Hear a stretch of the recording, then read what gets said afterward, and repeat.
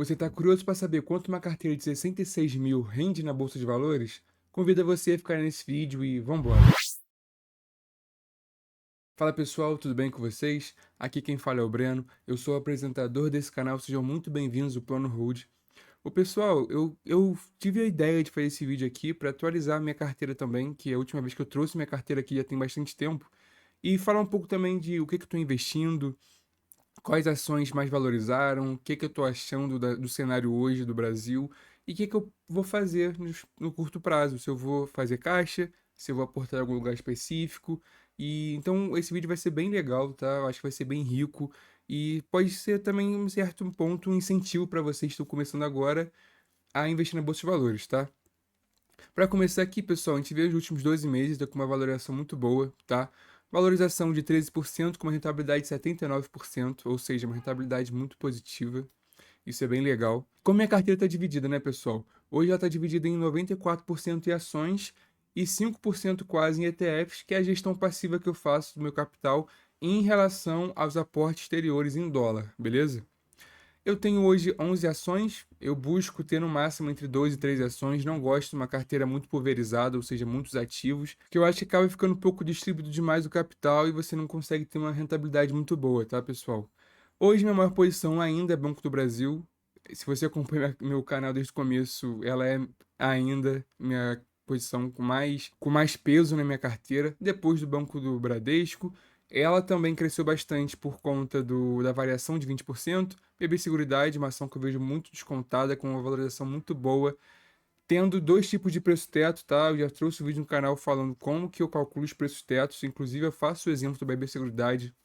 Então, se você está curioso para saber sobre esse vídeo, eu convido vocês também a clicarem no card, vai aparecer aqui em cima para ir diretamente para esse vídeo, que eu calculo o preço teto de duas formas e falo se eu estou comprando ou não. Depois a gente tem a Petrobras. Petrobras é acerca de commodity. Muitas pessoas não gostam de aportar na Petrobras por alguns motivos. A primeira é por ser uma estatal, a qual eu acho uma bobagem você deixar de aportar numa empresa boa só porque ela é controlada pelo governo. Inclusive, o governo é beneficiado se a Petrobras vai bem. E existem algumas variáveis explicativas exógenas que fazem com que as pessoas evitem aportar em commodities, como uma moeda exterior, por exemplo, o dólar, toda a receita da Petrobras em dólar. Premissas macroeconômicas, guerras, por exemplo, a OPEP pode aumentar ou diminuir a oferta de petróleo e acaba impactando a empresa. Depois, Is Energia. A energia é um setor que eu gosto muito da Bolsa de Valores por ela ter uma previsibilidade muito boa, tá? Ela cerca também de 9% da minha carteira, com uma valorização de 11% e o John Coast de 11%, tá, pessoal? Dando um passo atrás de tudo que eu tô falando aqui, eu acho legal pontuar que eu invisto na forma de buy and hold, ou seja, as ações que eu busco aportar, eu tento carregar o máximo possível, tá? Então vocês vão ver muito o John Coast muito esticado por conta de uma valorização de uma empresa que eu comprei há 3, 4 anos atrás. E por que eu tô falando isso? Porque a Sanepar é um exemplo disso. Eu tenho um preço médio da Sanepar de 4,58 e hoje ela está sendo negociada a R$ 7, ou seja, estou com uma valorização de quase 60%. Olha meu John Coach na Sanepar. Tá de quase 10% da Sanepar, pessoal. E vocês podem ver muitas pessoas falando que não investem em Sanepar justamente por ela pagar de 5 a 6% por ano. Mas no meu caso, como eu aportei ela num preço muito baixo, ela me paga 9,8. Ela paga mais que muito bancão aí da vida, sabe? Por exemplo, ela paga mais que o Bradesco, como um bom exemplo. A Vale, mesma coisa Petrobras. Commodity, as pessoas ficam um pouco receosas. Eu também já fui um pouco receoso, tá, pessoal? Mas eu acho legal a gente deixar claro que tem que ter um estômago, porque quanto mais risco também, mais o retorno, né? Se você tem em mente o preço teto das ações e você aporta quando ela tem mais de segurança, acho que não precisa ter muito esse receio de aportar em commodity. E eu falo isso porque eu era assim, eu tinha cerca de 10% estabelecido em commodities hoje.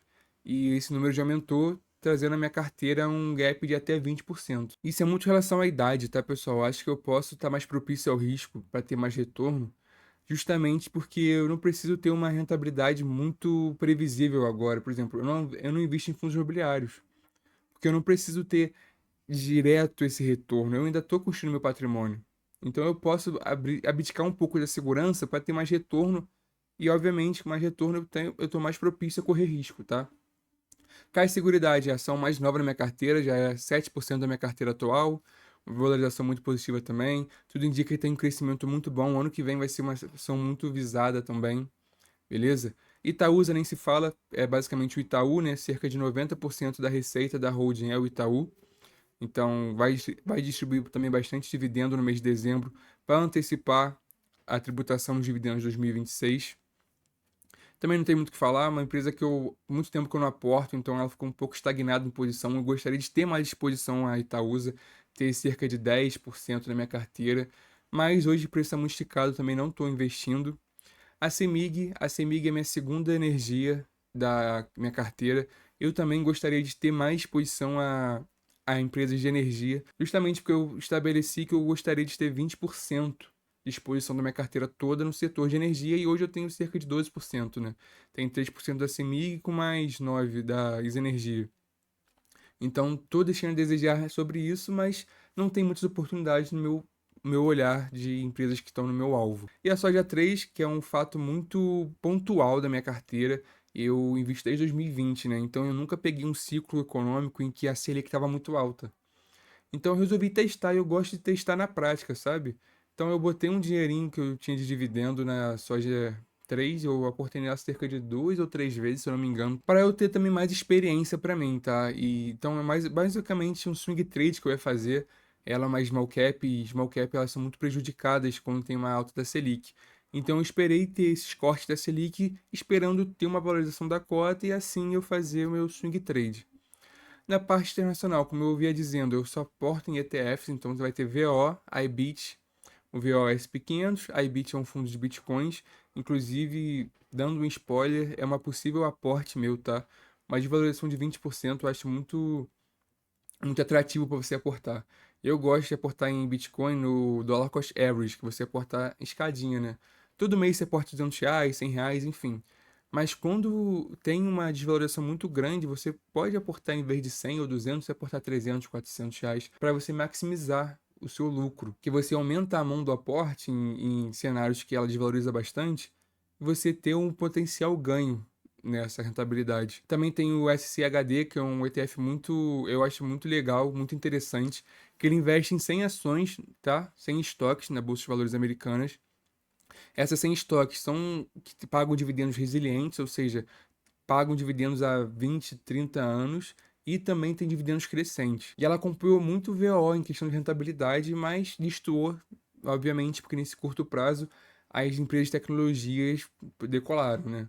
E ela não tem empresa de tecnologia no SCHD, é mais, por exemplo, Coca-Cola, empresas de saúde, empresas também de energia, é o ponto forte desse ETF. Eu acho muito interessante, ele paga cerca de 4% ao ano, com a tributação vai ser 3% de dólar ao ano. O SPY também é um ETF que eu tenho e é só para eu controlar os dividendos que eu ganho, tá? Todo dividendo que eu ganho na Nomad eu aporto nele. Então eu já ganhei 2,5 dólares de dividendo e eu aportei nesse ETF para eu controlar, para ter uma valorização através dos dividendos que eu ganho, tá?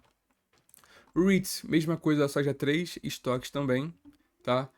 Foi mais para testar a Nomad, que é onde eu aporto, foi mais para testar e fazer um stock pick, então não esperem que eu vá aportar nessas três empresas, beleza?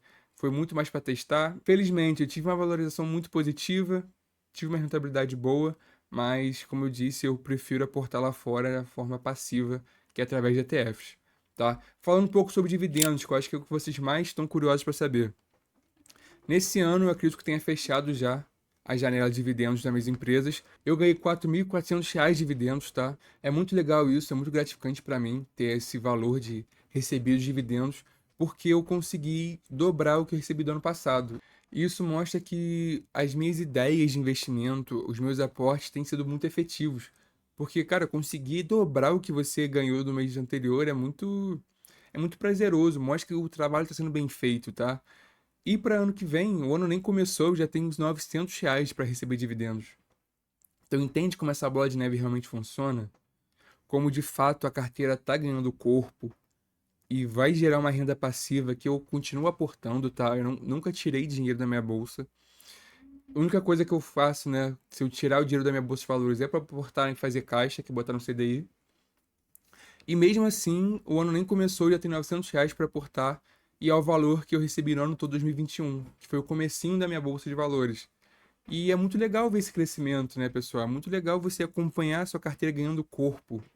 e mostra que você está indo no caminho certo. E a gente não sabe como vai ser em 2026, justamente porque vai ter a tributação de dividendos, então será que vai dobrar o que eu ganhei em 2025? Será que vai frustrar? É uma coisa que realmente é uma incógnita para as pessoas e a gente tem que ver, não dá para você dar nenhuma resposta sobre isso. E a ideia desse vídeo, só para deixar claro aqui, pessoal, é para mostrar que você tendo clareza do que você aporta, tendo tranquilidade, você acaba sabendo o que fazer e a evolução é meio que inevitável, sabe? Ela faz parte do processo. Se você fizer tudo direitinho, sua carteira vai crescer, vai aumentar. Se você está começando a investir agora, eu comecei com muito pouco. Em um ano eu ganhei R$ 170 de dividendos, sabe? Então é mais para vocês não desistirem, para vocês continuarem a resiliência, aportando sempre, fazendo caixa, vendo se tem oportunidade ou não. Não segue dicas no YouTube. É o que eu prezo muito no canal também é vocês, por conta própria, ter essa proatividade, buscar o que vocês querem aportar, estudar, calcular, ter essa parte, essa independência que eu acho muito importante, tá? Eu acho muito legal também essa planilha de preço teto que mudou minha vida dos aportes. Eu já ensinei a fazer aqui no canal. Eu posso ensinar mais para vocês também, não tem nenhum problema. É só comentar aqui embaixo se vocês querem que eu fale de alguma empresa X, Y. Não tem problema nenhum. Eu não vou entrar muito dentro dessa planilha porque eu vou fazer vídeos sobre elas. Já tem vídeos também sobre, por exemplo, o Banco do Brasil, já tem sobre BB Seguridade, Caixa Seguridade. Então eu não vou entrar aqui nos detalhes, mas eu calculo o preço certo em duas formas. De valuation, que é através do VPL, fazendo um market cap, vendo se a cota está barata ou cara, e do dividendo que ela vai pagar nesse ano. Eu consigo calcular quanto que provavelmente vai ser o lucro líquido do ano, assim tem um payout, eu sei quanto que cada cota vai distribuir, e eu consigo calcular o dividendo esperado. E assim eu consigo estabelecer o dividendo que eu quero, que por exemplo é 8%, e eu vejo o máximo que eu posso pagar na cota. Então é muito interessante. Eu acho que agrega muito para você na sua carteira também, você ter esse tipo de cálculo. E é isso, o vídeo de hoje foi esse. Comenta, dá um like, qualquer incentivo para mim faz muita diferença, estou começando agora. E eu tenho muita coisa para mostrar para vocês, para explicar, para ensinar. Eu acho que vai ser muito produtivo ter vocês aqui comigo. E eu também quero ter a carteira do canal, só que eu preciso do apoio de vocês. Então comenta, dá o like, se inscreve no canal. Valeu!